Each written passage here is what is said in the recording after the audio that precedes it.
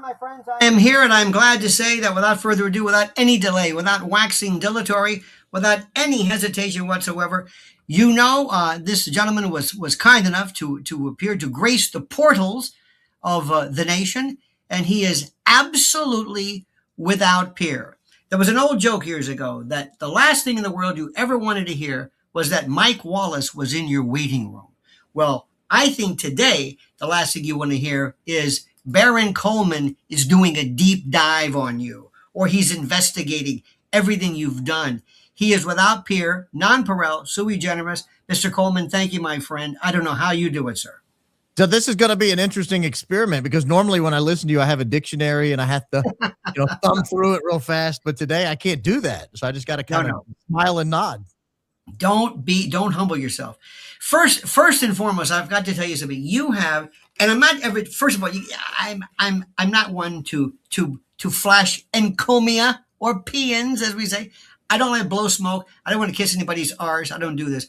But you have done something which I've never seen. I've been doing this for 38 years in terms of actual talk radio. Went through the OJ. We've never had an individual who is not just listened to a show, but deep dove or deep dive like you have. Has this always been your MO, your treatment? I enjoy broadcasting, so I enjoy talking. And if I can dig through something, even better. I love researching. I've got a true ADD brain. I mean, I get lost in rabbit trails and I go. And so this is nice. I mean, I can just dive in. I've got the ADD part of me. I end up deep diving on so many different things. It's hard to decide where are we going to do a show? What thread are we going to pull on today? But generally speaking, yeah, I mean, this is how I've operated for a long time. I've always, even when I did talk radio, I would stay on a topic and dig and dig and dig and dig and dig. Wouldn't ADD make you unable to do that? No, I would think that your ability to focus and perseverate is a chance that you really don't have that. I'm just curious. No, not at all. What it does is, so I have an insanely curious mind, Lionel. I have an insanely curious mind. So what ADD is, you indulge the curiosity. So if you're supposed to be reading your history homework, ADD is going to work against you, because you may not be insanely curious about the Napoleonic Wars. And you might want to look at, the history of the soda bottle, or, whatever pops in your head, and you just want to deep dive. I think I've got ADD. That's what I'm supposed to do. That I get this all the time. I like when they say you're changing the subject. I used to have a program director who says you're drifting, you're veering. I'm saying I'm desultory, I'm elliptical. It's called scat. It's called a conversation. Have you ever talked to somebody, have a beer with somebody, say, excuse me, we started off talking about football, and now you're talking? It doesn't work like that. Let me get down to the $1 million question. How did you get into this? The whole Tyler Robinson, Charlie Kirk, and of course, we must pay homage to the first lady, the grand lady, the number one, the diva, the doyenne of this, Miss Candace, who, if it wasn't for her, she hooked me like you can't believe. Tell me your connection. She's the GOAT, and that's actually how I ended up in this. So years ago, this is before broadcasting. Well, no, it's kind of in the middle of the broadcasting, but I was on a team that helped consult for a grocery store in the Mid-Atlantic, like the Pittsburgh, Cleveland type area. And one of the tools we used was called Google Trends. And we would look at Google Trends, and we would start to see when certain products were picking up steam on Google searches. And we could tell the grocery store chain, hey, this is the next big thing. We can see it coming. You need to start stocking it, pushing it, advertising it, put it on the end caps, put it next to the register, wherever it is. And I got really curious as we'd have school shootings and mass shootings and all this stuff. I was real curious, because you would always see a spike right after the event of people searching for that person. But my curiosity was, did anybody search before?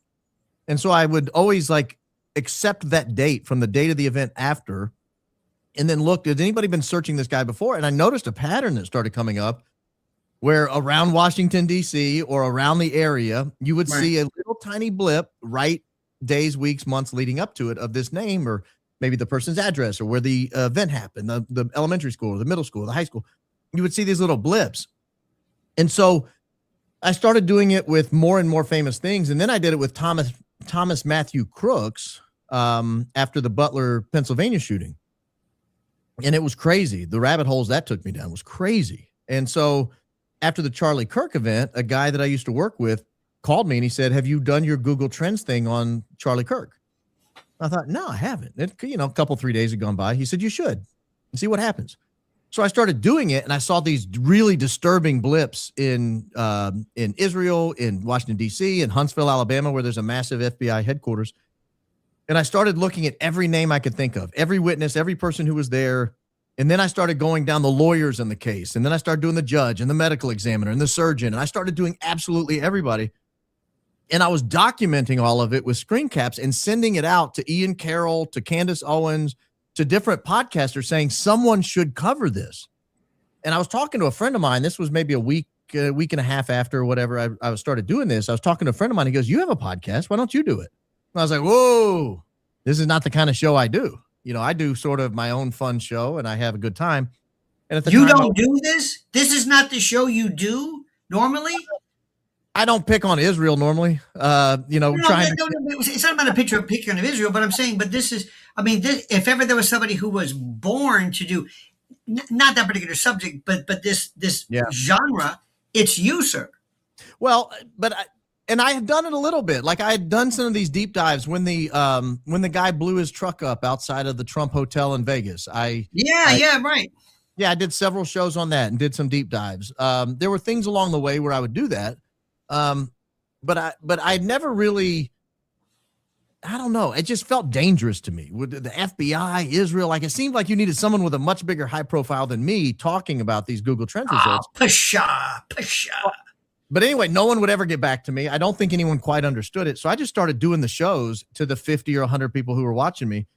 And all of a sudden I looked down and I noticed there were 200 people watching and then 300 people watching and then 500 people watching. And then one day I took my wife's car to the grocery store. I said, hey, let me run to the store and get gas because Ian Carroll was coming on to do his Free Speech Friday.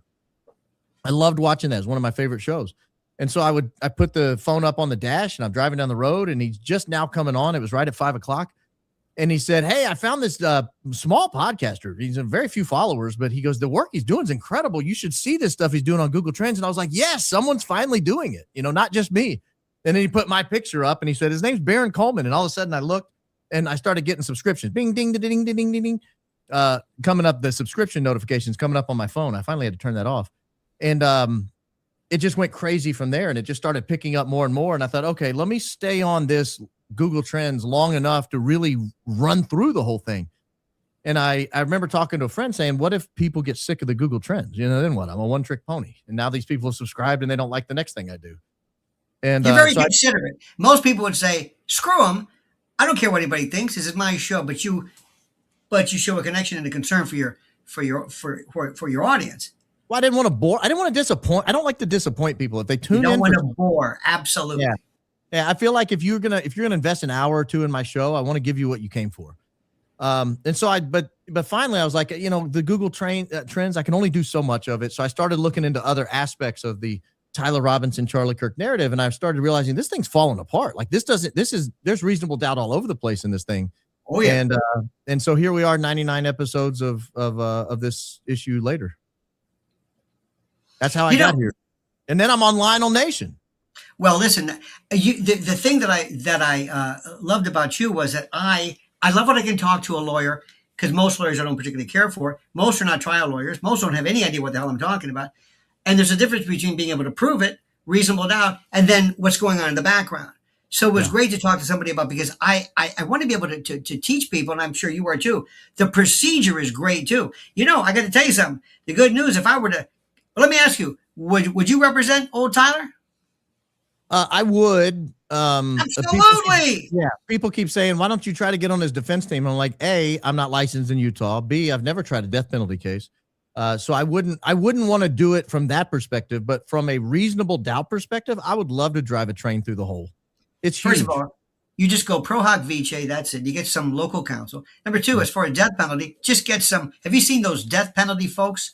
Oh man, they're like they've lost all hope.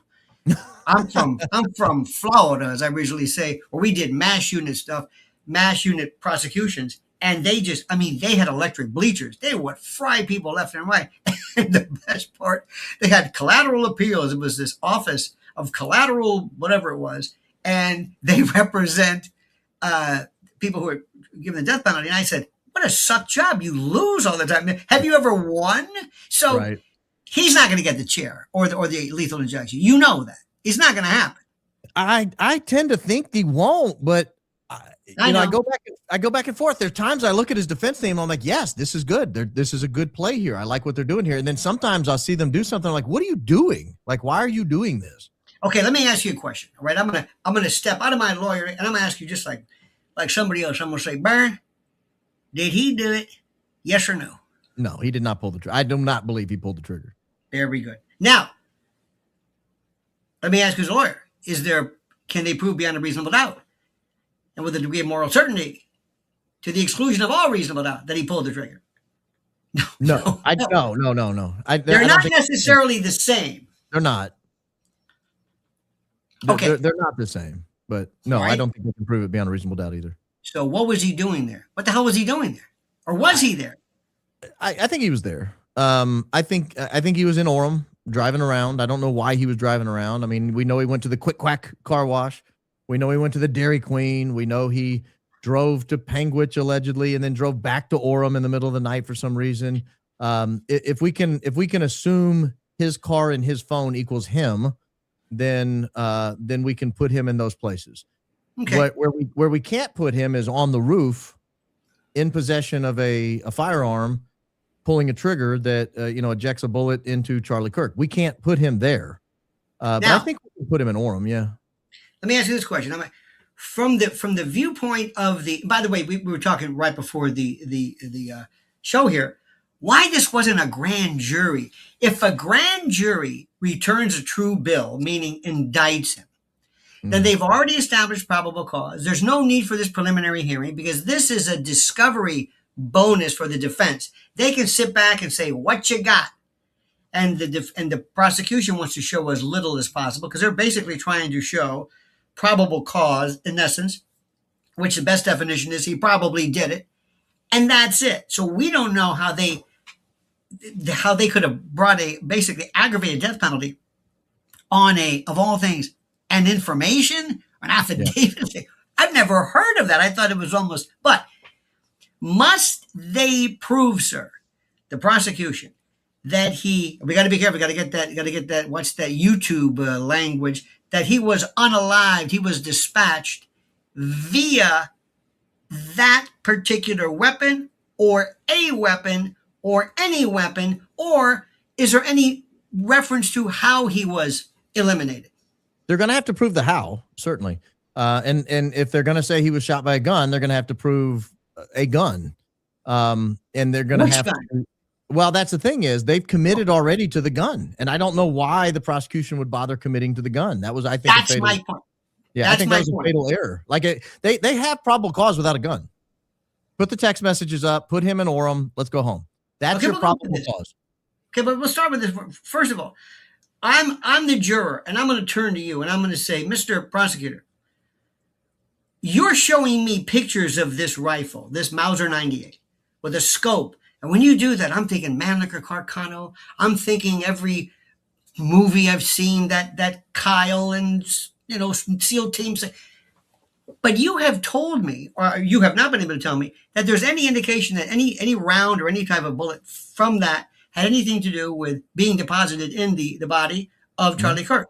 So, and I always tell people, Baron, this is a lint brush. There's no indication this had anything to do with it either. So this lint brush has the same connectivity and relevance as that rifle. So are you going to perhaps file a motion to suppress, motion in limine that says, don't bring up rifles, don't bring that up, because if you dare try to introduce something that cannot be connected, you might as well introduce a bazooka or a machine gun. Because you see what I'm saying? Yeah, I don't think that would survive. I understand what you're saying. I think so there's two stages. We have the probable cause stage, then we have the reasonable doubt stage, the trial. For the probable cause stage, I don't even think they need to show a gun. I don't know why I agree. Doing it. Yeah. I agree. I'm talking about the verdict, the ultimate verdict. The verdict stage, they're going to have to show a gun, and they've got to connect it, which is why I think they're putting this fragment in play so early. They're trying to prime everything so that the judge lets the gun in. But Now, they're let me going to ask have you to do it. I'm sorry.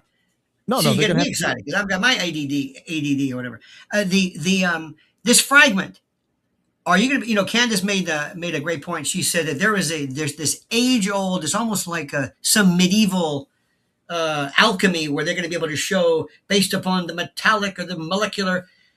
You're going to have a some type of something, some object here. Are you going to be able to show that that is, first of all, a round, a bullet, and that it came from that rifle? What do you mean a fragment? What does that mean?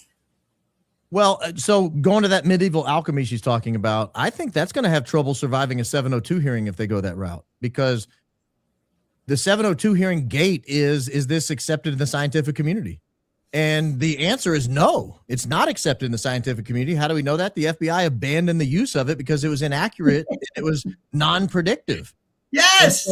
So if the judge tosses the alchemy or as some kind of metal analysis or whatever, proving that rounds are similar, that might be why they're pushing so hard to get this enhanced testing on the bullet jacket fragment, because they may have in the back of their mind this metal analysis comparison is not going to pass the 702 gateway. I'm curious if a jury would look at the metal jacket fragment, assuming they don't come up with some scam expert that says, oh yeah, it does in fact match. Will the jury look and say, okay, we can't beyond a reasonable doubt match the metal jacket fragment to that particular rifle. We always see on the roof is a little bitty black figurine running around. It could be a little toddler. It could be a grown man. It could be a tall man, a black man, a white man. We have no idea what's up. Yeah, it could be anything. And we lost this alleged Tyler Robinson figure that we said we saw come on campus, but then we lost him for 15 minutes. He got off the camera for a long time. And would that be enough for a jury to say, all right, I can't say he pulled the trigger, because in his confessions, he never said, I shot Charlie Kirk. Never. Okay, we'll get to that. We'll get to that in one moment. There's two parts of this. One is the authentication of whatever this thing was, whatever this gun. We're not done with it, this rifle. Isn't it funny, Baron, that when it was left out, that these dogs that can smell a fish fart, these dogs are so famous for being able to, if there's a nanogram of anything out there, it went back and forth, which to many people means it wasn't fired. That's why it wasn't picked up. It was wrapped in a towel, maybe not to smudge the prints or the other DNA of 5 or 6 other people. But what was that all about? Who had that? Is it possible and we talked to Jimmy Dore the other day, for Tyler to have taken this rifle, taken it apart, put it back together again? Tell me how that scenario theoretically works in the light most favorable to the prosecution. Light most favorable to the prosecution is we have not yet seen evidence that there were dogs on the scene in that particular location. That's the light most favorable to evidence. What we do have is the Candace Owens whistleblower who said there were dogs in that area that didn't find it. Assuming that person shows up to testify, that would be obviously favorable to Tyler Robinson on that. The second thing we have is now, as of last week, a text message from Tyler Robinson where he says, there's a dog sniffing the area. I hope he has a bad sniffer. That to me is pretty compelling evidence. If you're going to say that these Tyler Robinson text messages are legitimate, that's pretty compelling evidence that there was a dog in the area. Now, there are two kinds of dogs on the Utah County K9 team. You have people dogs and you have bomb dogs, right. And those are two different dogs. So maybe it was a people dog that was sniffing around. He's not trained to look for firearms, and so he didn't hit on a firearm. So I think we need to know more information about that. But if it's true that dogs were sniffing in the area and missed it, I think that's pretty compelling for the defense. I don't know how you spin that in the favorable to the prosecution. I have I have a prediction that if everything goes right, that the judge, in an abundance of caution, would say, I cannot allow you to introduce that rifle. I can't do it. There's no predicate, there's no connection, no authentication, no nothing. It's a rifle. And that's going to prejudice this jury like you cannot believe. It's like that old, that 403 evidence, the probative value is outweighed by its tendency to confuse it. I'm not going to do that. I can't do it. You've established nothing. So let's assume no rifle. If there's no rifle, let's talk about here come the air quotes, admission. Mr. Coleman, what did he exactly admit to? Well, he never said I shot Charlie Kirk. So that did not happen. And so if there's no rifle at issue and no reference to a rifle, they're not going to be able to put on any witness that said, I saw Charlie get shot. They're not going to be able to play any of the clips of people running away saying he got shot. So that would eliminate all that. You and I disagree. I think the judge is going to let the gun in. And I think the nexus is the 30-06 Springfield cartridges recovered from his bedroom or his house in St. George with a 30-06 rifle found at the scene. And I think that's enough for them to say, it's his rifle, it's his DNA. There were 30-06 Springfield cartridges at his house. There were 30-06 Springfield cartridges from the same batch or similar style at the scene. That goes to weight, not sufficiency. I don't think they're going to show that as reversible error. That is, remember the old, was it Michigan against Tucker? This is a defendant is entitled to a fair trial, not a perfect one. Well, this is not perfect or fair, I think. And also, I'm jumping ahead. Baron, what exactly did they find and we haven't seen the ME's report, the medical examiners, we haven't seen autopsy pictures, none of that stuff. But what exactly did they find when that pathologist took out from Charlie? What is it that he pulled from his neck, cervical area, C2 to C7 and then T1? What is it they're going to show here? This is what we found. What is it? Well, you're making an assumption that we've not yet heard. You're assuming facts, not in evidence, counselor. Won't be the first time. You're assuming something was pulled from his body, and that has not been established. What we have learned is that there were four lead fragments and a bullet jacket fragment recovered at the autopsy scene, but we don't know where they were, and we don't know whether it makes sense that they were shot into him. I'm trying to avoid using any words that'll get you right. Anything, but we haven't been told that. We haven't seen that. We haven't seen the autopsy report. We haven't heard from the doctor. We haven't heard from the medical examiner. So all we know is that we have fragments recovered from, we believe, Charlie Kirk. Certainly the way the motion reads that it's Charlie Kirk, but we don't know whether it makes sense that they were deposited there from a rifle ejection. I'm trying my best here to right. Combustion of a projectile. And in other words, what if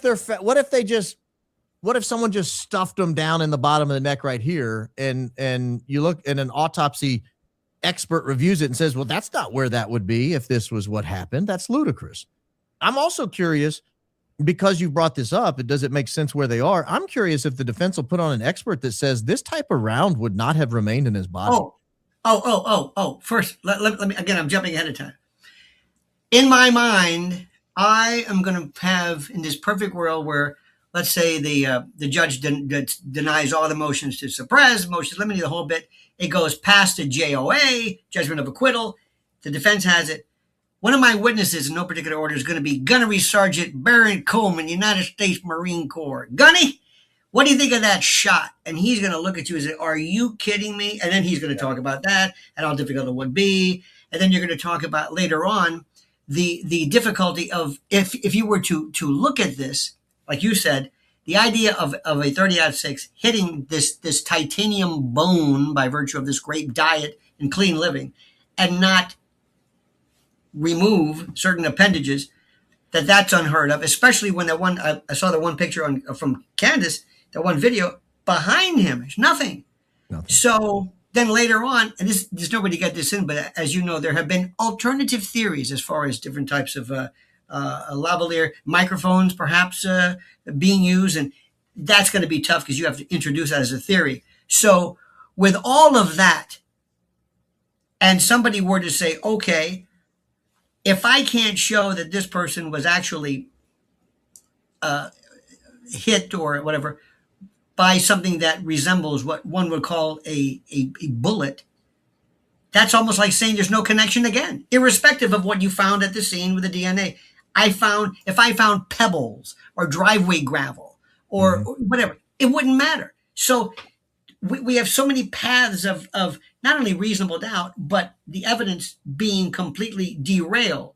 So they're going to have a pretty clean case to stop all of these chances of reasonable doubt. I think so. I was watching actually right before I came on, about 15 minutes before I jumped on with you.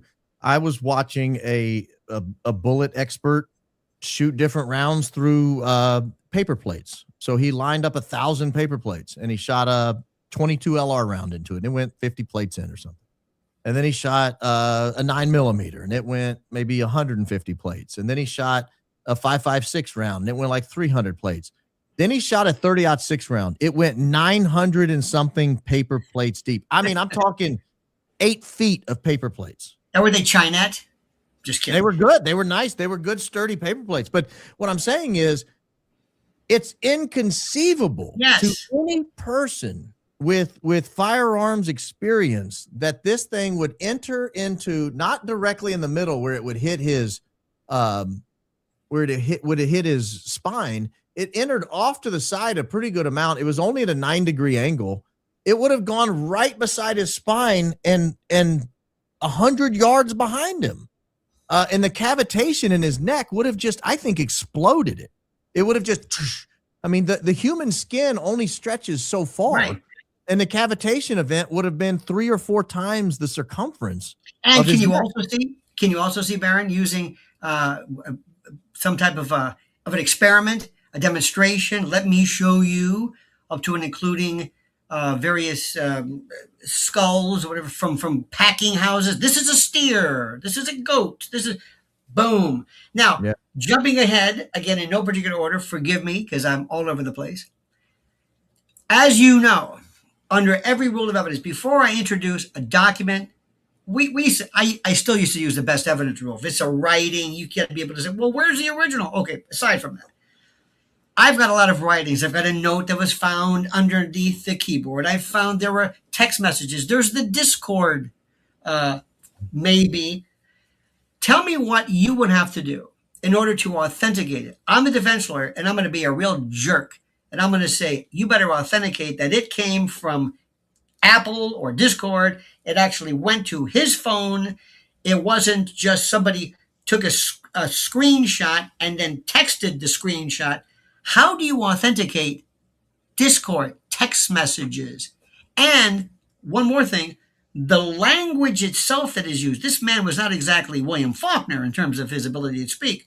Some of these descriptions were very thorough. He talked about vehicles and stuff. So it's a bunch of loaded questions. But how do you authenticate this stuff? Well, I guess different ways. One is, I think probably the best way, the most reliable way would be to get the data from Apple or get the data from Discord, bring in a records custodian and authenticate it that way. That would be the easiest way. You know, was this stored in the usual and normal course of business? Yes. It hadn't been altered or changed. No. It appears in the form in which it resided in your servers. Yes. Okay. We moved to, introduce the evidence. Great. That would be ideal. They have indicated, at least at the preliminary stage, they're not going to do that, which I find shocking. What the hell are they going to do? I'm sorry.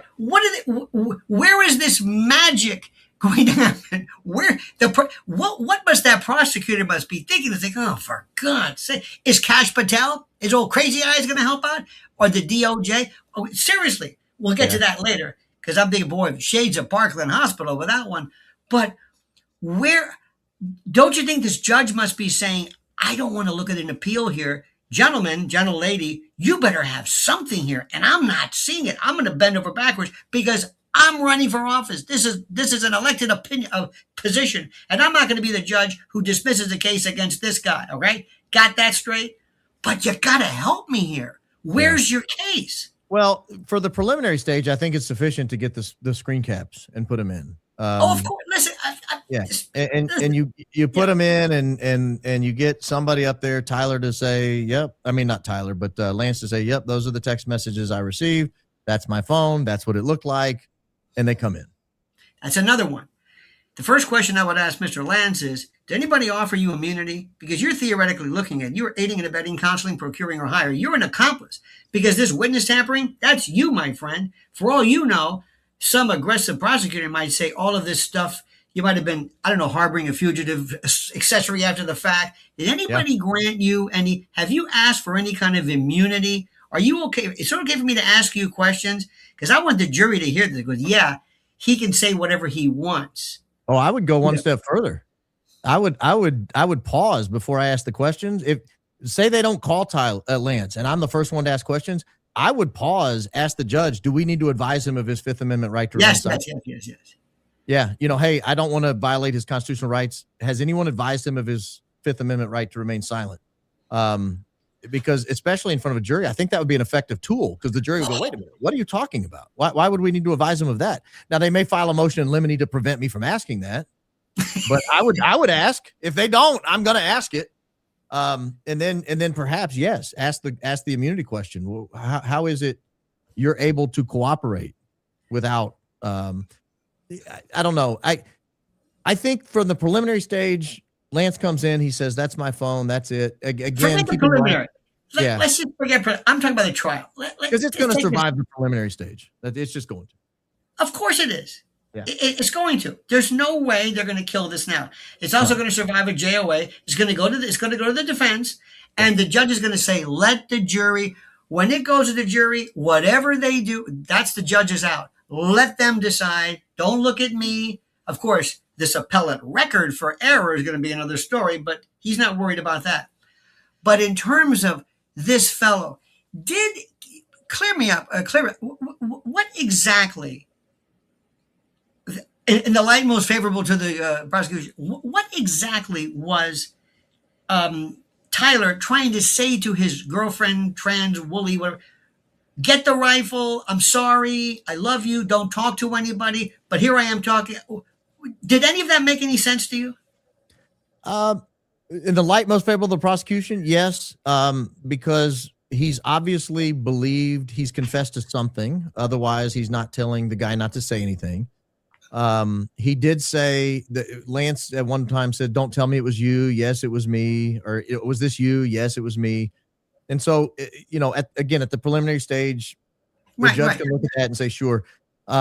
But when we go to the jury, it's not the light most favorable to the prosecution. That's no longer the standard. It's beyond reasonable doubt. So if anything, it's the light most favorable to the defendant at the jury stage. And so now you look at could any reasonable person sitting there to any reasonable degree of legal certainty harbor reasonable doubt that Tyler might have been confessing to something else? Yes, it was me. I was part of something. I was part of something greater. I delivered a weapon to a scene. I was a getaway driver. I was, whatever. I think Tyler might have to testify if that's the case. That's my next question. My next question. Oh, dear.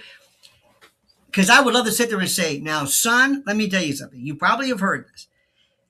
Defendants never testify. But you got nothing to lose here, my friend. You got nothing to lose here. And I also I'm not going to tell him, but I want the jury to see how kind of, not kind of unsophisticated you are, kind of gullible you are. Because he looks kind of a little slow. And if they hear this, they're going to say, this is the mastermind. Sure, it is possible he didn't know what was going on. Because the theory would be, what if he were to testify? He says, listen, I'll tell you one thing. I was there. But I did not bring that weapon. I did not fire. I don't know. All of a sudden, I hear a crack of a rifle. Of course, it's going to be a 30-06. It's going to be consistent because whoever did fire, that's going to use a 30-06, and that's going to be. But there's no, grooves and all that stuff. But he's going to be able to say, I had no idea. I don't know what this is. I don't know what's going on. And then the latest one is his. I'm going to turn myself in business. We'll get to that in a moment. Versus Goodbye Cruel World, Top of the World Ma, where they thought it was going to be by cop. That theory, that version was thwarted. So walk us through that one. Well, so you've asked a lot there. So let me back up a little bit. Does Tyler testify? I think he does. I've had cases where we had our defendant testify. Sometimes it's gone well. Sometimes it's gone poorly. Sometimes they insist on testifying over your advice not to testify. I had one in Atlanta that way, or out suburban Atlanta, where we told the guy, if you testify, this is going to be an absolute disaster. And there was no impeachment defense. He was just a terrible human being. Well, I shouldn't say that about him. He was just a bad witness. And I knew it was going to go poorly. We begged him not to testify, and he did, and he was convicted. And I thought the trial was going pretty well up until that moment. I would be interested if he doesn't testify, how the judge would handle that colloquy, because this is a case where there's so much attention. You have to make sure he doesn't come back on appeal and say, I didn't know I was waiving this right. You're going to have to really nail this down. So I think the colloquy is going to have to be extremely detailed. You understand that this is your only shot. You will never get to testify again. You don't get a chance on appeal to say anything. Like, this is it. You talk here or you hold your breath for the rest of your life. So does he testify? I think he does, particularly if his case is, I didn't confess to my parents I killed somebody. I implied I was involved in something that was bigger than me, and I was scared to death, and I didn't want to talk about it. And I was afraid that there'd be a knock at the door. Some guy comes in, and I've got red dots all over me, and I want to make sure that didn't happen, because I was turning myself in, not to confess, but to save myself. And where's the confession? Imagine this. He comes in, he's Mirandized. Where's the confession? There is none. Where's the video? Look, everybody who spent any amount of time on YouTube, as I do, watching people confess, it's my hobby. You've seen it a million times. Would you sign this? Are you signing this because anybody promised you anything in any way? Are you any of us? Would you sign this here? You understand that the right to remain silent? Yes, you're sure about this. And as you know, Baron, people who really want to tell, they will talk. It's the weirdest thing. They will say, I want to tell you. So he turns himself in and goes, you know what? There's something I'm forgetting. What the hell is it? I'll think about it later. Oh, yeah, confessing. I forgot. Including, now they say, what is this 30-day rule? Is this spoliation? Is this some kind of a destruction of the evidence? Of all, this sounds like the NASA thing. Like, we had those moon tapes, but doggone it, we had to use over them. And I don't want to bring that up. But how did we get past that one? As far as him turning himself in? The fact that there's no confession. Well, that's good. They're going to have trouble getting past that. I think let's just assume for the sake of argument, he was set up and it was a frame job. The picture of the confession note is probably their money evidence. That's probably what they're going on, because the text messages don't explicitly confess to murdering Charlie Kirk. They just confess to being involved. It was me who did it. Did it is not particularly specific.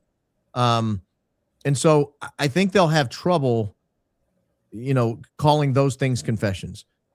Tell me the form of the confession. Is it written? Is it a text? What is it? Well, we don't know what it says. Well, actually, we have some of it, but it was a letter allegedly. I don't know if it's on notebook paper or the back of an envelope, but he wrote on some object. Apparently, Luna, my love, whatever. I had a chance to take out Charlie Kirk, and I'm going to take it. The problem even with that is, you might argue he's just part of a grander conspiracy. He might get up there and say, yeah, I had a chance to take him out, but I wasn't going to be the trigger man. Right. I was the getaway driver. I was the guy planting the gun at the scene so they could pick it up. I was this, I was that. I was the guy who walked on. I mean, this would be killer evidence or killer testimony. I walked into the building with the gun, and then I changed out of those clothes and put on the other guy's clothes who was in there waiting to take the shot. I put on his clothes and walked out a side door. He climbed the stairs, went out and took the shot.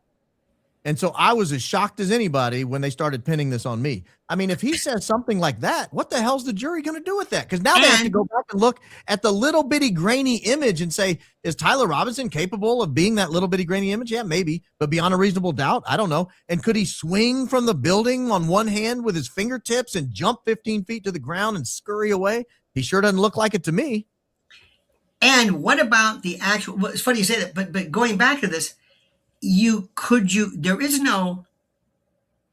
there a lesser included of conspiracy for this? I mean, they didn't charge him with it. So if you said, oh no,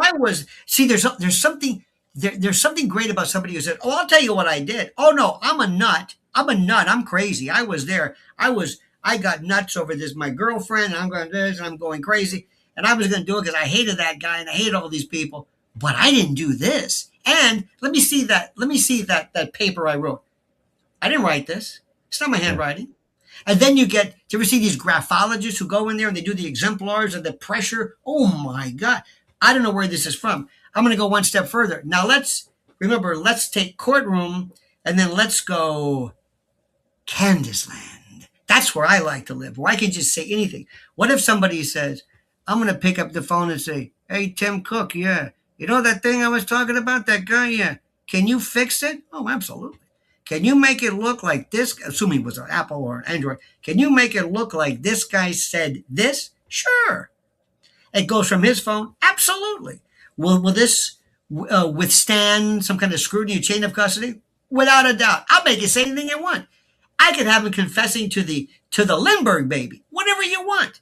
And then you start telling people, today they say a picture's worth 1,000 words, but after AI, my friends, doesn't mean anything. And have people say, you're right about that. I'm not even sure about any of this stuff. Yeah. Where did this now?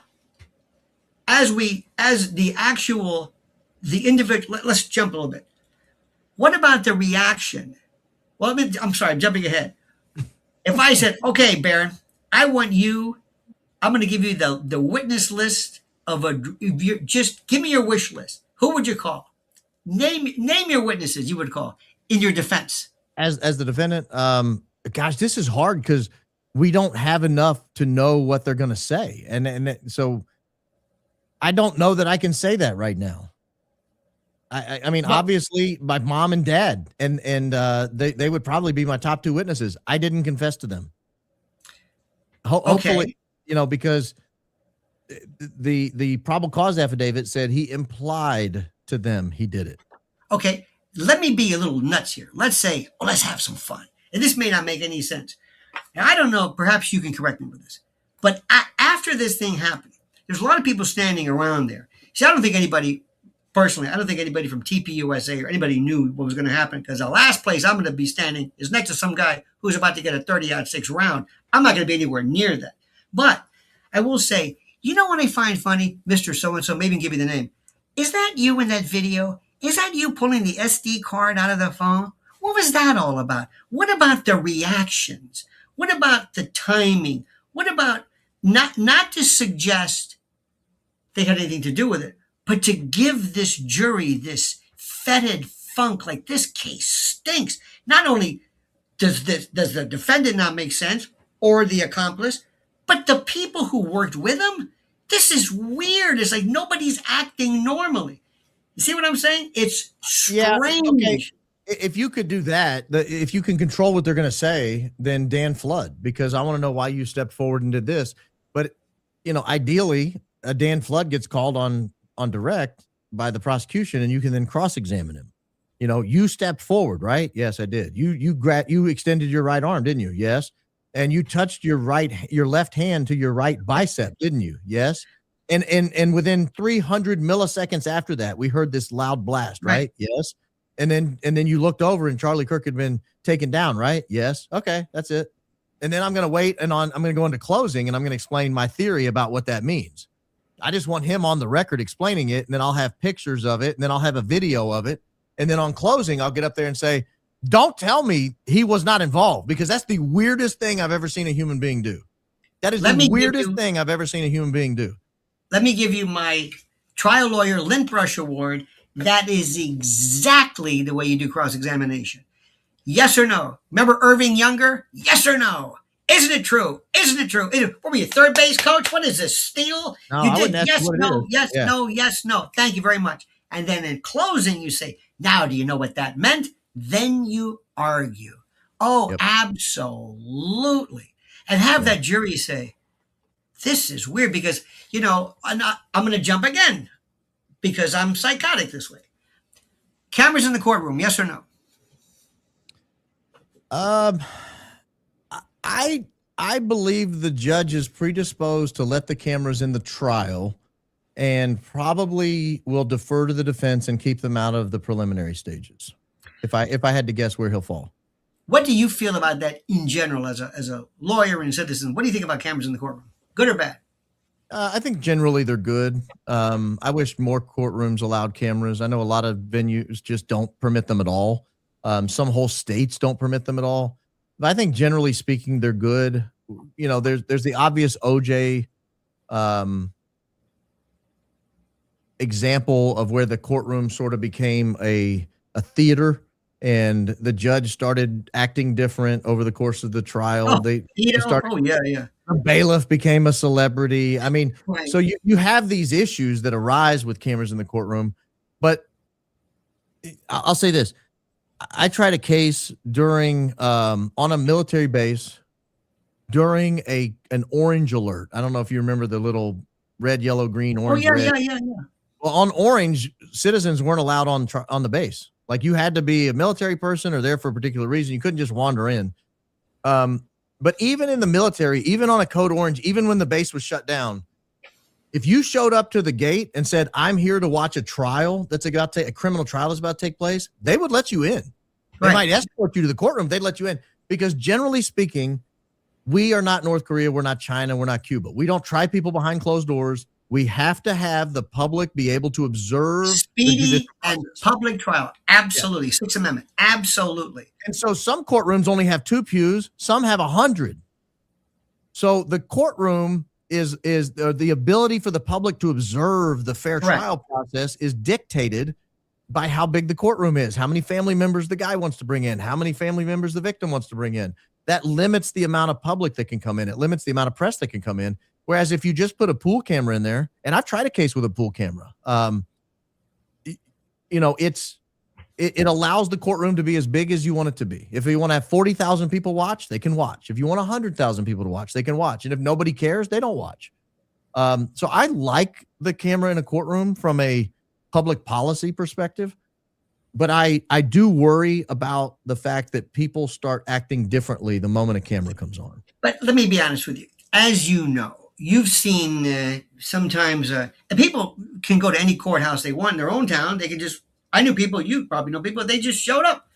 And you can see some boring case, and all of a sudden the door opens up and some lawyer all of a sudden, and then he's left, and I do believe that, and all of a sudden they start acting just by somebody who's watching. So yeah, there's a certain effect of that. Here's another question. If you were the defense, would you have already called Candace Owens? Would you have called you? Would you have called all of these incredible deep divers and investigators to say, tell me what you know that may be what I'm missing? What, not as co-counsel, but tell me what you think. You know this intimately. Candace knows it intimately. Maybe she has. I don't know. I've never heard this. But I'd be on that phone so fast. And I would ask you and Candace, what would you ask? Or what do you want me to know that you know? Agree or disagree?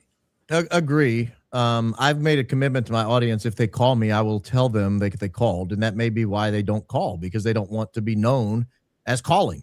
Now, if they called me and they said, hey, we'd like to talk to you. And I first thing I say is, hey, just know that if we agree to talk, I will not tell anyone you called me to date to this point. But if we agree to continue talking, I'm at least going to alert the audience you've called me, because I do take my job fairly seriously in terms of wanting to be taken as a credible person.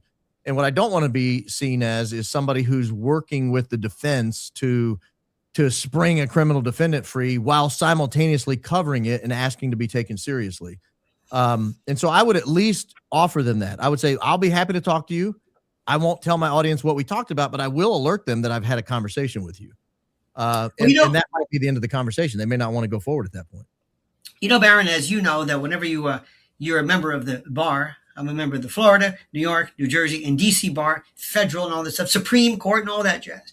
And whenever they swear you in, they always tell you, do you solemnly swear to defend and uphold the Constitution? To defend and uphold the Constitution.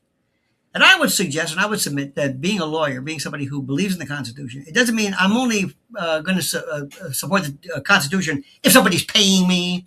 But if I'm able to do something, if I'm a doctor and I'm able to lend expertise, if I know something, I would have absolutely no problem with it. Tell somebody whatever it is.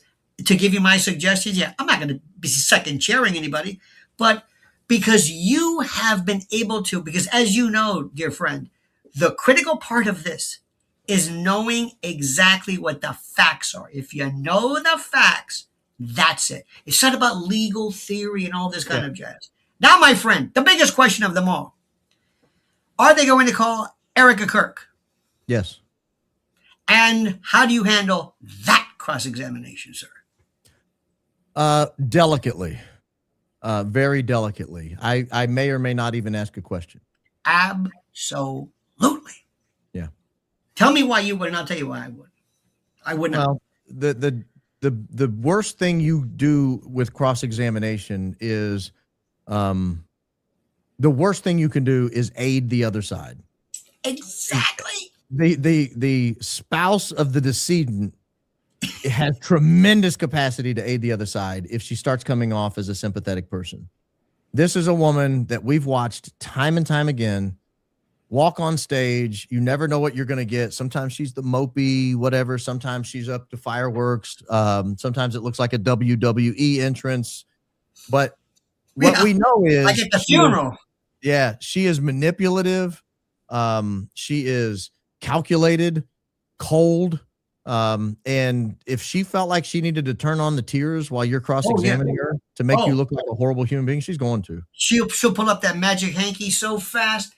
And the question on cross-examination, what do you want her to say? Like, yes, no questions. What can I get out of her that's going to help my case? Bless you. The first rule of cross-examination is don't. It's their witness. It's their witness. Get him off. Get him off.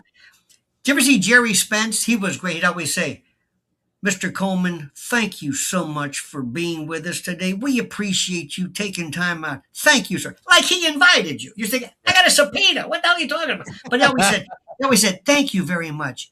Your Honor, I don't need, I think we're doing just fine. Thank you, sir. You have a good day. And something like that. The best thing every now and then, with a mother, the mother says, Mrs. Coleman, this is your son, right? And you wouldn't want to see anything bad happen to him now, would you? Thank you, ma'am.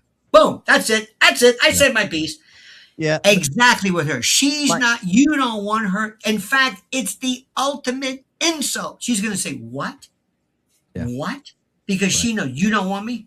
No, thank you. And you make it sound as gracious. Not that you're sparing her. You don't need her. It's a big difference. Not like, I don't want to, it's like, no, how that's phrased, I don't know. But then again, that sick part of me says, if she takes a stand, she'll do it all for you. You won't have to cross-examine anything. You'll just say, don't look at me. This is where you move your chair back and say, no, folks, look at this. Don't look at me. Watch this. Because, and I'm not trying to be mean, she doesn't know what she puts out is disconnected from thought, reality. It's performative. It's almost like, okay, courtroom sent to action. CBS News, Barry Weiss, action. J.D. Vance, action. She has these, she's like doing the matinee performance. She knows what she's going to do. And I'm not gonna trash her any more than has to be. She may do all the work for you. And the prosecution is going to say, what am I going to ask? What identification of the body? What is she going to add in sentencing? Maybe, perhaps. Yeah. For impact and all that. But what issues can she shore up? What? That somebody else can't. I don't know. I mean, it may be, duplicative witness, but she could get in there and say, yeah, that's my husband. And I mean, that's him. How did you know it was him? Well, I had to go in and identify him. So how Ronner, we stipulate to the identity. If you don't mind, Ronner, there's no need for this. We will stipulate without any doubt, no need. We're gonna save this poor woman, please. She suffered enough. Ronner, she's already crying. Huh? She's already crying. They've gotten out of her what they need. So you know why she's crying? Because you're denying her a performance. Now, I'm not saying that. And by the way, let me just say something right off the bat. I never had, and this is just kind of come to Jesus moment. I never had any moment where I suspected anything from her other than pity. I never, what got me, this has nothing to do with the trial, was when she lay atop of Charlie in the casket. I thought, oh, you've got to be kidding. And the second thing was that 6 day later, that Zoom call, hey guys, where she's talking about merch sales and this weird kind of Glenn Ross, coffees for closers. Let's go. I want the hat sales. Come on, you can do it. Candace was so right when she juxtaposed Kobe Bryant's wife, who said, I can't talk right now. And she didn't follow up with, and by the way, that's Lakers season tickets, Lakers.com, Lakers.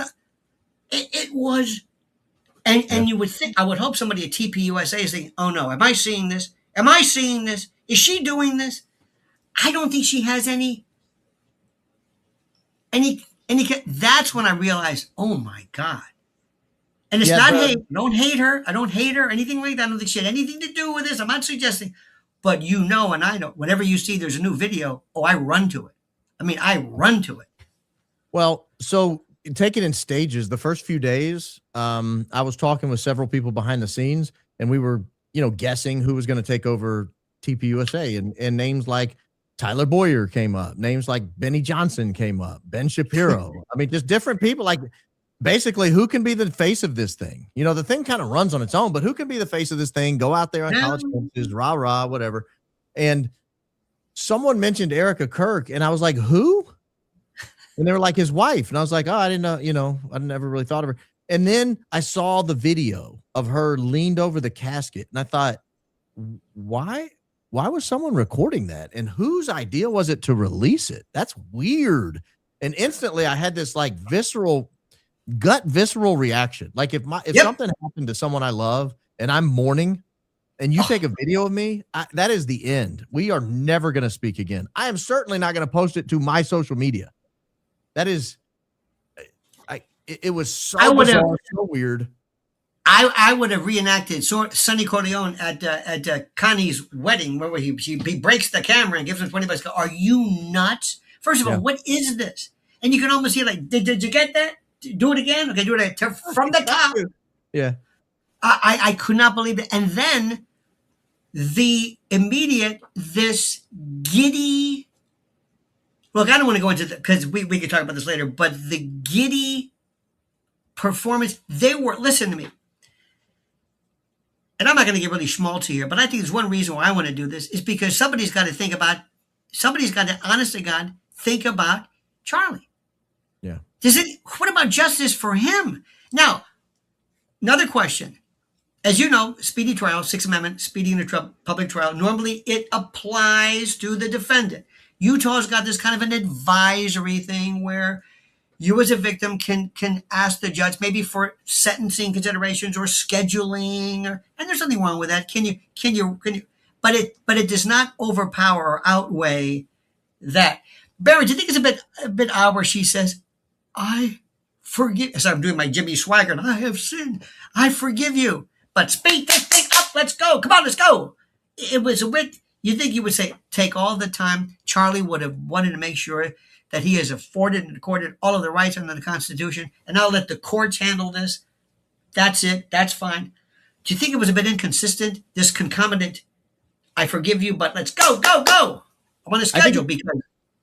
I think it's weird. She just had 4 lawyers file a notice of appearance to insist on I honestly don't know, because the judge already heard her motion on the speedy trial of the victim's representative. So I don't know why she's hiring 4 lawyers. It's a very, very, in my opinion, unprecedented move. I've never heard honestly, I thought people were reporting it incorrectly. When they started saying Erica filed a motion for speedy trial, I thought, no, that's not how that works. Right. The defendant, they must be dragging their heels. Let me read it.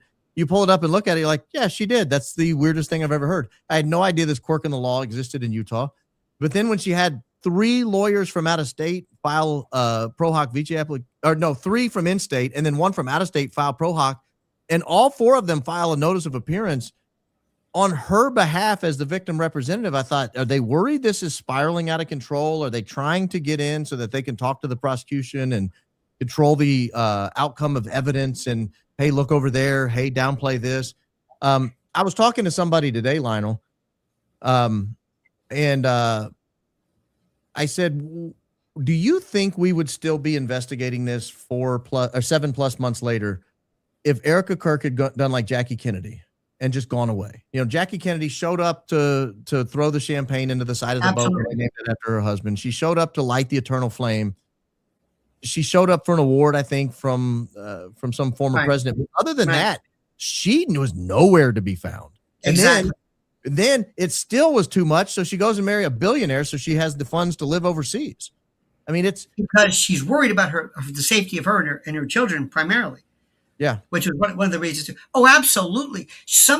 Look, and I know that there's this thing called jury appeal. I had a case one time. It was the easiest prosecution ever. I'm not going to go into the specifics of it, but I mean, this guy was, how he was alive. He lost virtually every spot of blood in his body in this aggravated battery. The defendant looked like this little angel, and this guy looked like Lurch. And that jury said, even though the facts of the case, people are weird. And sometimes things connect and sometimes they don't, and I don't know why.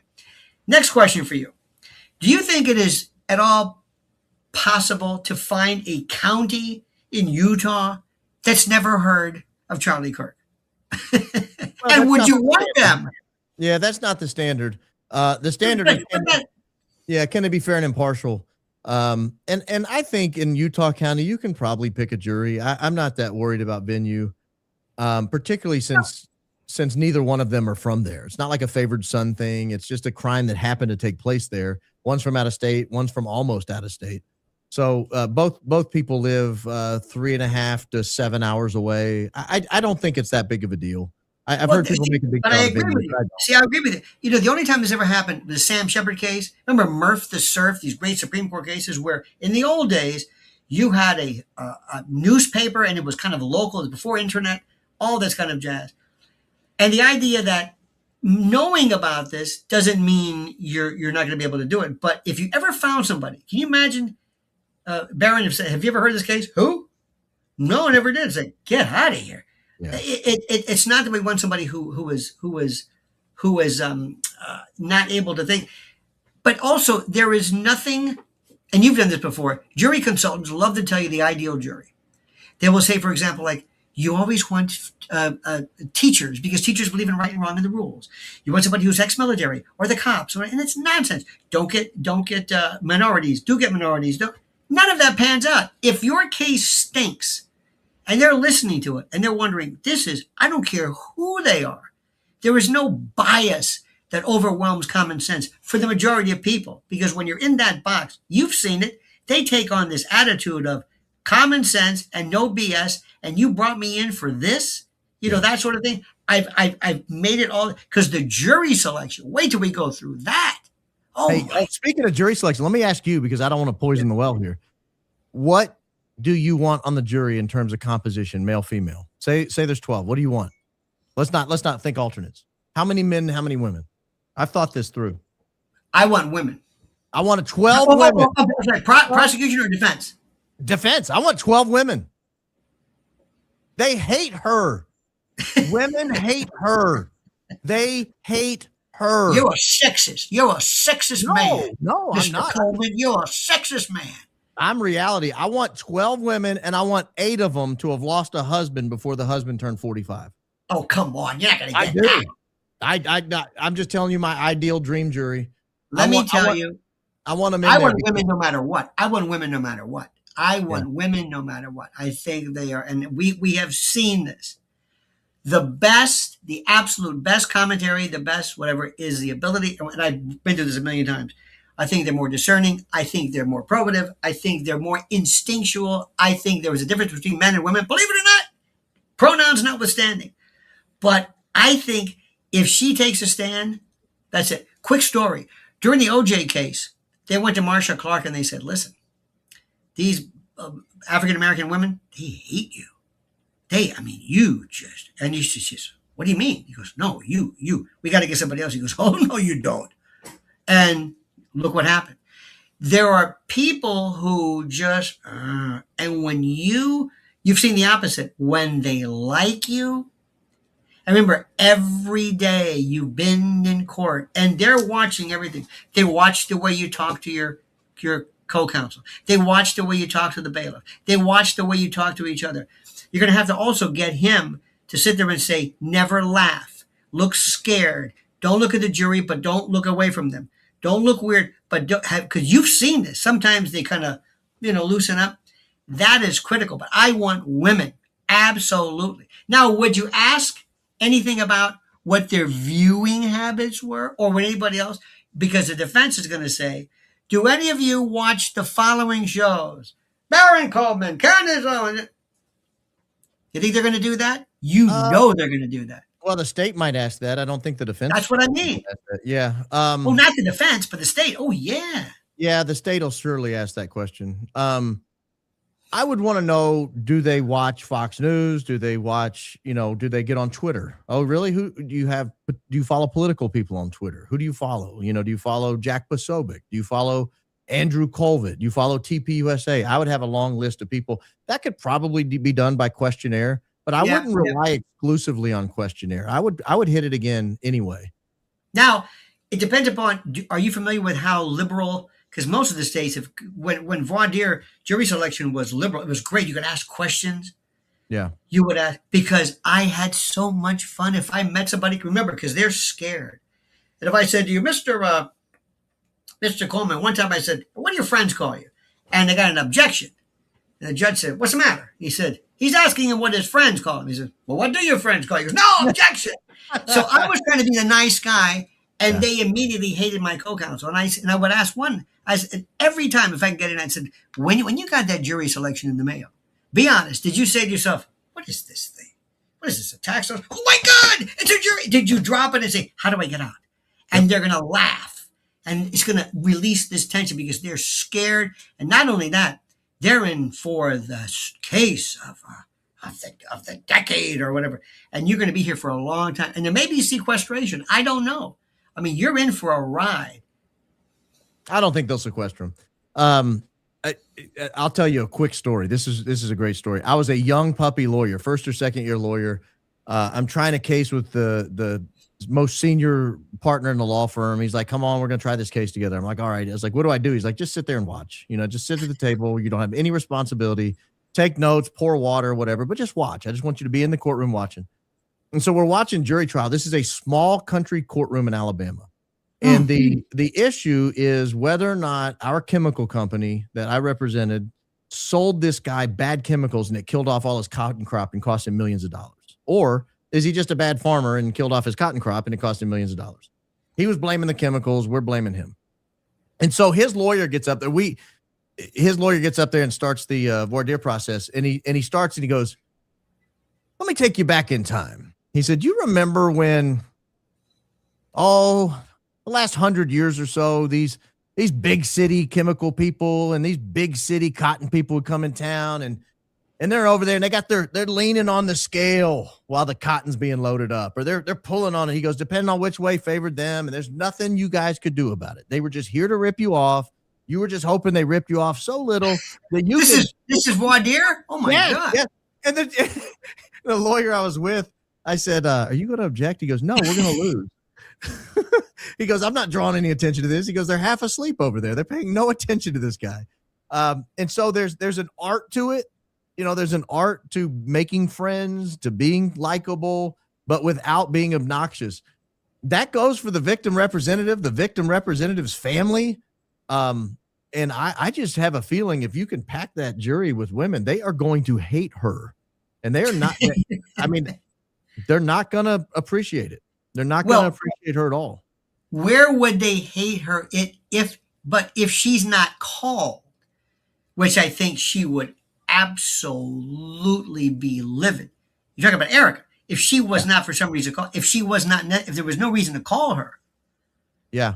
I mean, during because she there's nothing that can be provided without her identification of the victim. She doesn't really she wasn't even there. I mean, so it's possible. If you walk into most murder trials and the husband's dead and the wife is present and you just walk in, you probably can't pick the wife out. You might look and say, okay, there's the defense table. She's probably one of those sitting within a row or two of the defense table. But most of the time you can't pick it out. You're going to walk in and see her with 4 foot long, shocking white hair, gold jewelry on every finger, big gold chunky bracelets, diamond and gold, everything. She doesn't blend in well. And she cannot. I do not think this trial could go on months. There's no Mhm. way she can control herself for months. No way. And I'm telling you right now, when the state says, "Hey, this thing's going to go on for months, and we need you sitting there every day," she's going to be pissed. Let me ask you a question. Crazy as it sounds, what if Candace were to show up a couple of days, sit in the front row? I No, think it'd remember Joe Lewis? Joe Lewis used to do that. Remember I years don't ago they get recommend Joe that. Lewis? Yeah, Huh? I don't recommend that. I hope she doesn't Why? do that. I tend to agree, but I'm just curious. Yeah, I think it has the potential to deprive Tyler Robinson of a fair jury trial, because like her or love her, and I like her quite a lot. She is a figure that nobody's neutral on. Very few people have no opinion on her. And maybe you have a juror who's 50-50, could be a holdout. Maybe you have maybe you have a juror that could be a holdout the other way, but might go along to get along. But Candace walks in and sits down, and that juror says, "Nope, I'm gonna hold out. I'm not gonna vote to acquit. I am so angry that woman is sitting there. She is demonic. She's this and that." I just think it would do more, the potential to do more harm than good. So I don't think she would do that. I mean, What do you think about? Well, I tend to agree. Because the thing is that, and I'm going to say something which may sound wrong, but if I defended Tyler, I'd say I don't want you to get a fair trial. I want you to win. yeah, I don't want you to this fair trial, because I don't know what fair means. As long as I don't want you to be railroaded. But some people think that anything short of conviction is not fair. Now, what happens with concomitant media? What are the rules regarding gag orders? And will lawyers, because you and I know, especially there's a lot of local rules, especially in federal court, you can't say anything. I mean, you can be just barred. You can't say anything. So how do you handle that? And what happens when they walk in, and there's cameras outside, and the jury in this small town is going to see this? And how does that play? I don't know. I mean, the jury's going to know it's a big deal when they get the summons, especially in this new age. And this is why I think, frankly, the people who are pushing this Fed slop narrative are trying so hard to. This is the first major trial tried in the era of AI, and I think that's very important. Most people don't understand how important this aspect to this trial. This is the first AI generation trial. And what most people don't know, and this is why I strongly encourage people, you can use AI to get started, but do not draw your conclusions based on an AI question on a particular topic, because AI goes out and they search Twitter and they search Reddit and they search all these message forums because they're trying to build a communal language. They want to speak in the vernacular. They want to know how human beings speak so that they can sound human as they talk back and forth with you. Correct. So as they're doing this, they're drawing all these facts that may not be facts at all. And so if 90% of X says Tyler Robinson shot Charlie Kirk, if you go to Grok and you ask how did Charlie Kirk die, they're going to say Tyler Robinson shot him in the neck with a 30-06. Like that's what it's going to say. And so you have a huge incentive to flood the space, paid people, whatever, with the answer you want in a trial. And it'll be very interesting going forward to see how judges account for this, how jurors adapt to this reality. Because you know as well as I do, the very second you get a summons and you show up to the courtroom and they say, okay, you're on panel 6, and you go, okay, and you sit there and you wait. And then they call panel 6 and you walk in and boom, all of a sudden you're face to face with this. You go, oh, this is the trial. You take your first break, you grab your phone and you start doing this. What is going on in here? Who is Erica Kirk? Who's Tyler Robinson? And you now are an expert in the case. But if you're relying on Grok, if you're relying on Gemini or Claude, it's going to tell you Tyler Robinson killed him before you've heard the first opening statement. Which also, this is a different one, Baron. What about people who have, Fox has pretty much taken the device because I don't want to say they're sock puppets or they're proxies for TPUSA or whatever it is. Though the other day when Erica says, I can't show up because it's just threats. And JD Vance says, what threats? What are you talking about? Come on out here. No, that's not good. There's 4 people here.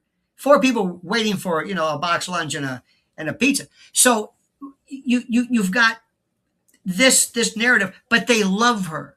They are told almost this is the song. We love her. She is the victim. We love TPUSA. This is the way we are. Now, I don't know about the left. They're kind of like I don't watch it enough, but I don't know, like MSDNC or one of those folks. I don't know what they're saying about it. I don't know if left and right are split. I don't know if she has a constituency or a narrative. Does he? I don't know how that works. But I do know that they are told you are to presume whenever somebody is charged, that's the person. There's like a presumption. There's a presumption, not of innocence, but a presumption of guilt. People think there must be something. They would have just arrested the guy if there was nothing. That's going to be kind of tough to dispel. That's what scares me as far as how people view this thing. Now, I want to talk about the $1 million question. I'll be very, very careful how we say this. You do know if for one particular day you found out breaking news that our friend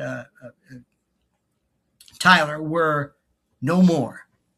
Well, there you go. That takes care of that. Now, business as usual. How do we ensure that every attempt, every movement is done to protect him, to maintain him, especially in view of what he represents, especially in this case? How? Because I almost want to say, don't buy the green bananas. You know what I mean? And by the way, well, you and I can't do much. That's true. The Utah County Sheriff is the jailer there. It's up to him to provide a safe environment for his detainees. I'm hoping he takes that very seriously and does it. But there's not much we can do. The only thing we can do is to continue to shine light on this. I think if no one was looking at this case, he would have already disappeared. The fact that everybody's got their eyes on it, there's a lot of pressure on the sheriff to make sure he stays okay and that he stays in a good disposition, that he's not attempting to harm himself. He's not being harmed. He's not being disposed of. I worry less about something tragic happening to him than him taking a deal. That was my next. I can't believe you said that. That's my next thing. What if it, and I don't know anything about his lawyers. I don't know how, I'm presuming they're great and everything. But what if they say, listen, let's just cut to the chase. Cut your losses. Plead to 25. You're a young kid, 25 years, a minimum, not even a mandatory, maybe with parole. Let's just end this. You go away. You'll be fine. Save your parents. That's what I worry about. What do you think? I thought about it a lot. The question is, what was his level of involvement that he would be willing to confess to? Or if his true involvement were known, his limited true involvement, say his involvement was to bring the gun and drop it off at a drop point, or to, be the getaway driver or something like that. If we knew his involvement and we could gauge, okay, what would a getaway driver who brought the gun to a murder, what would he get? Oh, he would get 25 to life, right? So would he be willing to plead to 25 to life? Mm-hmm. And if we knew the answer to that question, it might be strategically in the best interest, in Tyler Robinson's best interest to plead to that. I mean, we all want to know the answer. We all want to have a trial because we have this morbid curiosity with solving the case.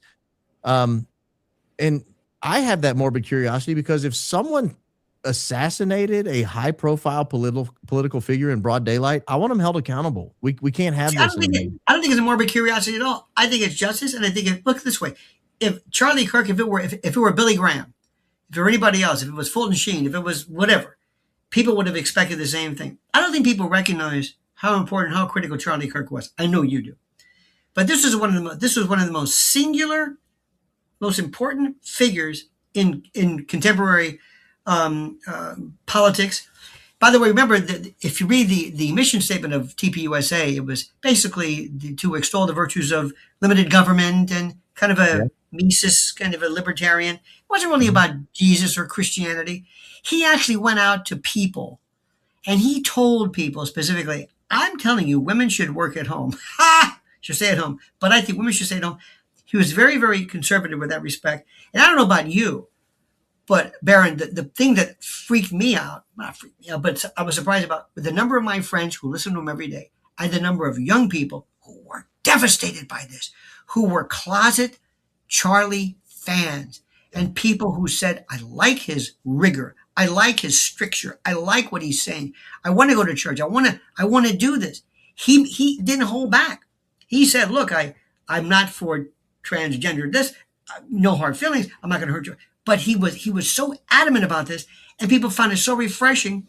And then he may have strayed into other areas, which, by the way, I don't even bother, because you and I could talk all day long about who was responsible, what was the motivation, what ox was gored, and that sort of thing. But he was critical to more people than we will ever understand. And I couldn't believe that day. I was at a party, my wife and I, and people were just, I said, you listen to him every day.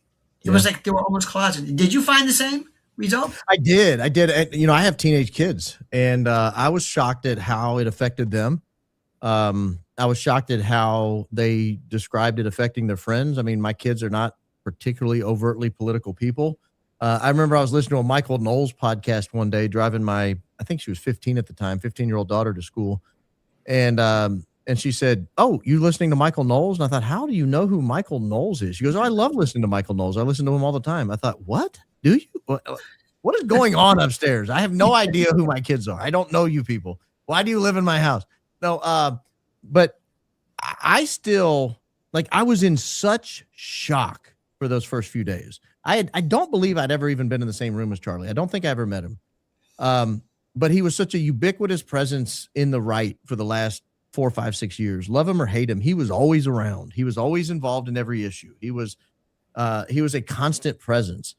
And so you felt like you knew him, even if you didn't. And I was so shocked when it happened. And it was such a tragic end. I mean, it really looked bad on camera. So I remember the first time I saw it, I was talking to a friend of mine, and he called me to tell me, and I was like, "What, really?" So I'm like clicking through, and I'm looking for news on it, and I saw the video, and I gasped. I said, "Oh my gosh!" And he was like, "What?" And I was like, "Do not watch the video." He still to this day has not watched the video. This is a consummate political insider, has not watched the video to this day. But I still carry that same sense of shock. I am absolutely horrified that young man at the prime of his life with 2 very small children and a wife was taken down in that manner. Mm-hmm. And if it turns out, like, and I mean this, I say this seriously, if it turns out that there's evidence that Tyler Robinson pulled the trigger, I will be the biggest advocate for convicting him in the world. Absolutely. Yeah. Now, there's also something which is also fascinating. This concomitant rise. The most powerful person on the internet today. Maybe not popular is weird. You know, Joe Rogan has more people. It's hard to say. Listen, there are some Indian shows that are just 25 million. You know, right. But the most powerful is Candace. She has, if ever there was the continuation of Charlie, it is she. She is indefatigable, unapologetic regarding her own, I don't want to say conservative, because I think that the word is done, but she is unabashed, Catholic, believes in this, family, what's right and wrong. She is absolutely fearless. I'm going to tell you this quick story. In the first Jack Reacher with Tom Cruise, there was one scene which I loved when Tom was about to take this guy, and basically smash his gonads and render him paralyzed and a eunuch. And before this fight, Tom Cruise leans over and says, "Remember, you wanted this." And of course, he paralyzes the guy. That's the thing with Candace. If you leave her alone, she doesn't go pick fights. But if you go after her, if you start giving her cease and desist, if you're suing her, it's like, okay, you wanted this. She doesn't back down.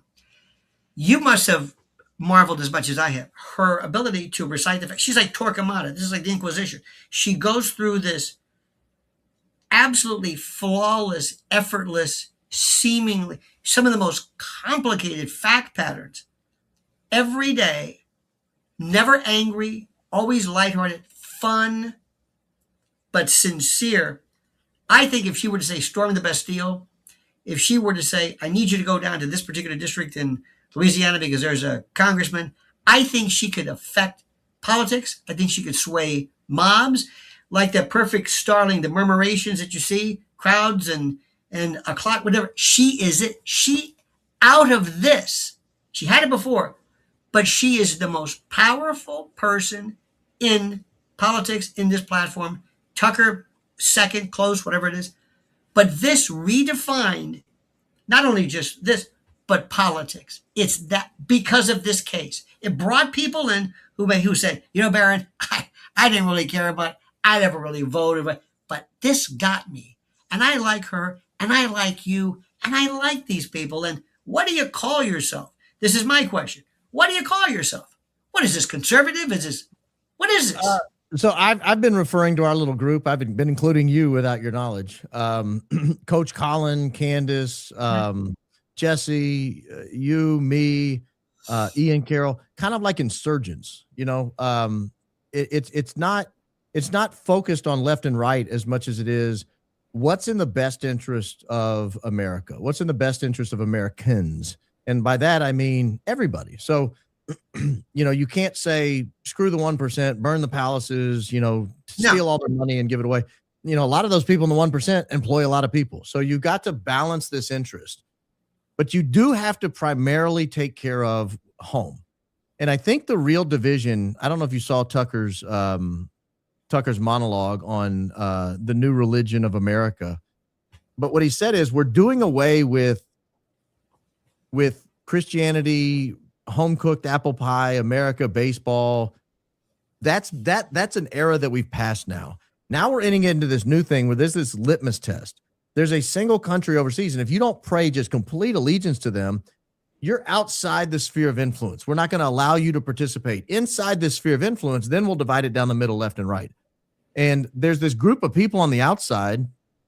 Through the Charlie Kirk case, I think they've all kind of come together, but they look and say, I don't like that dynamic. I honestly don't know if you're left or right. I have no idea what your politics are. I can hear on some issues. I think on that issue, he probably leans this way. But globally, I don't know if you vote for Democrats or Republicans. I don't care. What it sounds like to me when you talk is you're deeply moved by justice. You're deeply moved by truth. You're deeply moved by connecting with all people, connecting with building a community online, which you've done. You've got this devoted group of people online that when you come on, they listen to what you have to say. You shepherd them, you care for them, you talk to them, you interact with them. And this is not something that's being done outside our little group. And the focus, the defining focus is, yeah, we want justice. Why? Because we want to do the right thing by God and man, but it's also uniquely American. We have a justice system that people should weigh in on. Yes, absolutely.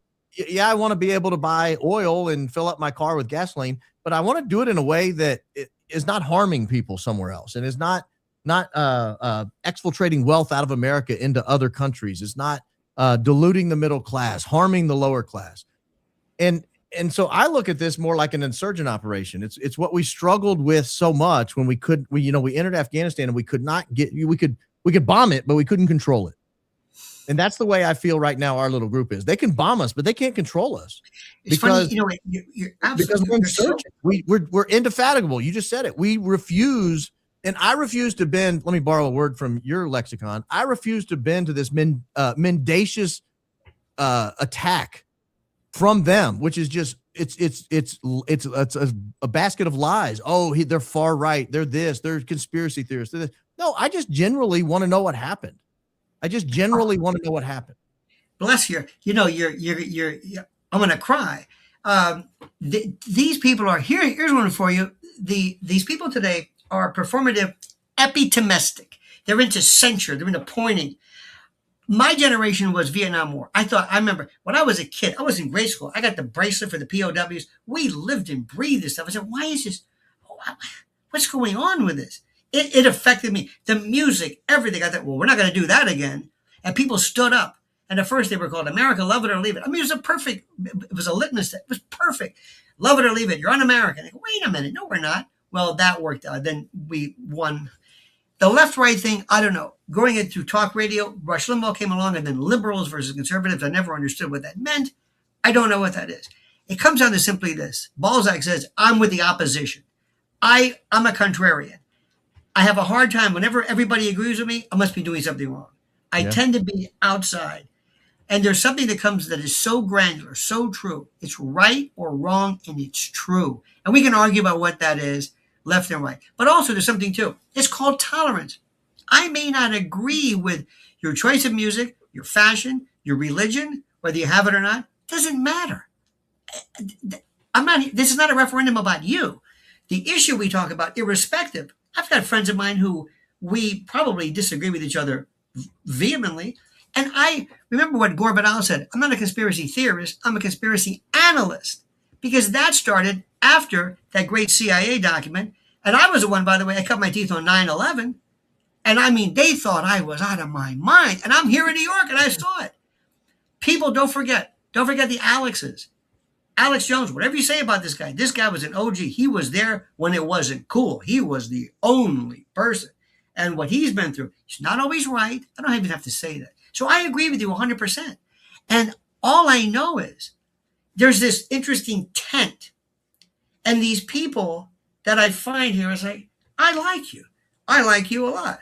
Yeah. I don't know what you believe because it's never come up. We're not going anywhere. Right. We're this group, we're these murmurations, we're this flock. We're not going anywhere.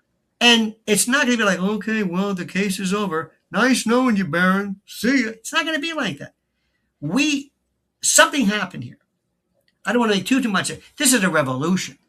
No, it is a revolution. And, when I was little, I used to have a globe in my room. This was before the Berlin Wall fell. This was Rocky IV, Ivan Drago. But I had a globe in my room, and I had it tilted up so that the Soviet Union was up and an American flag draped over it. Like that's the America I came up in. And, I remember asking my parents, like, why don't people like the Soviet Union? What's wrong with it? And they said, you can't say whatever you want there. In America, you can say anything you want. And really? Nobody, the government can't tell you what you can't say. You can say anything you want. They always use can't scream fire in a crowded theater because you can't put people in harm's way. But you can say anything you want politically. You could weigh in on this. You can weigh in on that. And that's what makes America great, right? You could join the John Birch Society or you could join the Communist Party USA. The government can't tell you what you can do. I feel like that America's gone, and that's what I'm an insurgent for. I want that America back. Like YouTube is the marketplace of ideas now. YouTube, Rumble, Spotify. If that falls, there is no marketplace of ideas. If they start, I was on air. I was on talk radio the day they kicked Alex Jones off of Twitter. This would have been 2017 or 18, whenever that was. And I remember saying, this is a bad sign. They're going to kick us all off before 2020. And everyone was like, you're out of your mind. He's a loon bat. He says crazy stuff. Right. And I said, well, but he has a right to say crazy stuff. And he's not saying things that are harming people. He's not putting someone in harm's way. He's not threatening people. He's just saying unpopular things, and they've removed him for that. So once they've done it once, nobody's safe. It's especially somebody of his profile. Nobody's safe. And slowly, one by one, I mean, I lost my Twitter account back in January of 21. Slowly, one by one, they just removed everybody. You know how many tweets I had public? I had 0. They took my Twitter feed off simply because of who I was associated with, because my name was showing up in the New York Times and the Washington Post and the New York Post. Because my name showed up alongside other people's names, they removed my Twitter account. All I did was use it to scroll and curate a feed. I didn't even use it. They don't even care. You know what? It's also it's Baron. It's not the thought police that bothers me. It's the thought vigilantes. It's the citizens who decide on their own. And what's interesting is that the government then we were so played. Create this platform everybody will use to explicate and explain themselves. Then we will have everybody come to it, make it for free, and then later on, and then to shut them down, we send a message to them to cut the connection, and they can claim, wait a minute, this isn't a First Amendment claim because we're not the government. Yeah, but you're acting as a proxy. You're acting. This anyway. We saw this. We said an hour and a half. This is absolutely positively. You have no idea how much I've enjoyed this. I want to thank everybody who has been so kind to contribute, and we don't have enough time to go through all this, but you, sir, are incredible. I know this sounds like I'm being corny. You are an absolute treasure. Thank you. And how you, and again, it's so funny. We all kind of know each other. I've never met you. When I talked to you on the phone for the first time, it's like, I knew you. Yeah. Because remember Hawaii 5-0? Remember Cam Fong as Chin Ho? He said, we're all in this together, brother. And I'm thinking, we're all in this. We're a part of this group, and all of a sudden, like I said, I think this is a kernel. This is the grander state of some huge explosion. And I want to thank you, sir. Well, I want to thank you. I'm glad you reached out because I think I'm pretty much in contact with almost everybody on our side. I've now talked to you and exchanged texts and pleasantries with you. Talked to Danks and talked to Jesse and Candace and Ian, and I mean, it's just and Colin. We text a lot. It's a rare group of people that I think are sort of the last people carrying the torch, and we're doing it through the Charlie Kirk case, obviously, and others, but we're carrying the torch of we deserve answers. We are still Americans. We still deserve to know what people are saying. We still deserve to hear evidence. We still deserve to have a say, to be able to weigh in on stuff. Right. You can't just run over this country and sell it off piece by piece. And dismantle it like some sort of PE firm that comes in and buys a company, dismantles it, and sells it off piece by piece. That's what it feels like they're trying to do to America. And I feel like there's a few of us saying you can't do that. Like, we're going to be here. Zach, that's another one. So I saw somebody say that in the chat. But yeah, Zach is an integral part of that group. I mean, it's a great group to be a part of. It feels like a family in a lot of ways. I hate to say that because Erica Kirk kind of ruined that expression. But it does. It feels like a community, a fraternity, maybe a close-knit group. And I'm going to say one more thing about it. I've been in talk radio since in '88, and I met a lot of people. I worked with Rush Limbaugh, all these big shots, and he was a very nice guy, very shy. He was far nicer than people would ever really think. But I worked with some real jerks, a lot of people who thought they were big shots, and I hate that. I love to cut big shots down. Nobody, I don't care who you are, from Candace on down, nobody thinks they're a big shot. No, they help, they extend. It's like this because it's the cause. It's the cause. It's not how many numbers do you have. And I hate that. This is about something bigger. So I want to thank you. Adbaron, tell us, how do you do 3 hours? I keep asking that. How do you do this? I try to keep it to 3, but often it goes to 3.5 or 4 even. I don't know. Do you have a catheter? Do you have adult diapers? How do you sit there for 3 hours? I've got to pee so bad by the end of the show. You saw right before we start, you saw my routine. About 3 minutes before go time, I get up into the bathroom and come back. Let me tell you something. You're going to get to a certain age, but I'm going to tell you this. Yeah. And you're going to say, you will walk by a bathroom and say, excuse me, do you have to go? Yeah. No, but you never know. Better say, it's like insurance. I'm just going to make insurance. I remember someone told me when you turn 40, you start waking up in the middle of the night to pee. And I thought, why would I wake up in the middle of the night to pee? That doesn't make any sense. And then like the day after my 40th birthday, I woke up in the middle of the night and I was like, oh my gosh, it's true. Well, the worst part is like the 3 old guys that say, every day I'm so lucky because at 6 o'clock I have a big, you know what I'm talking about, a movement. And he said, what are you complaining about? He says, I don't wake up until 9 o'clock. So that's the thing. So it's one of those, but anyway, that's the beauty of this. But again, Baron, @Baron Coleman on YouTube. You are, thank you, my friend. Whatever I can do for you, let me know. I'm here. We're all in this together, brother. As a great Cam Fong as Chin host, and I thank you, my friend. I can't thank you enough for having me. And thank your audience for being so kind and gracious with me. You're terrific. Thank you, my friend. All the best. Baron Coleman, thank you so much, my friend. Thank you.